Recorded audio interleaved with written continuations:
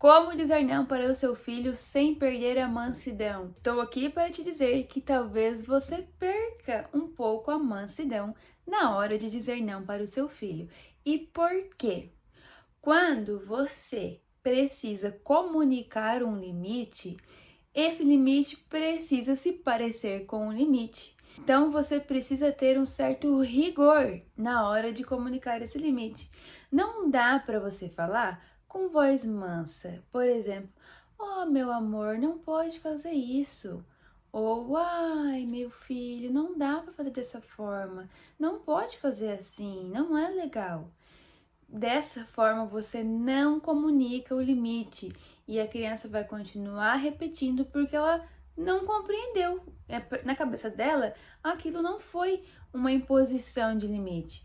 Então, você não tem que se preocupar em tentar ter essa mansidão na hora de impor o limite, porque você precisa comunicar o limite com rigor, com firmeza. Nós sempre falamos aqui, eu sempre trago esse assunto aqui, porque eu vejo que os pais estão com medo de dizer não aos filhos, que os pais têm medo de dar limite aos filhos, que tem dó, que tem pena de dizer não.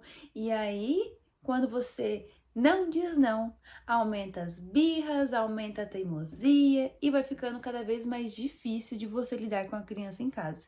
Então, eu sempre digo também que 80% das birras o adulto pode evitar por essa questão de impor os limites certos da forma correta. Muitas vezes o comportamento da criança de birra é uma forma de comunicar que ela está precisando de limite. Então, você precisa sim deixar os limites claros.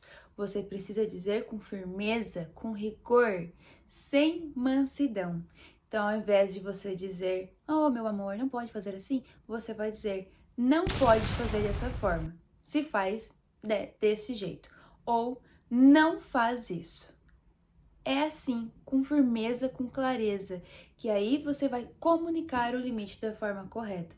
Então não se preocupe em você perder a mansidão. O que não pode haver, e eu já falei aqui também, é confundir de dar limite com ser agressivo, com ser violento, porque você pode impor o limite sem ser violento e sem ser agressivo. Se você ainda tem dificuldades em agir dessa forma, em impor limites, responda aqui nos comentários, deixando a sua dúvida que nós podemos te ajudar.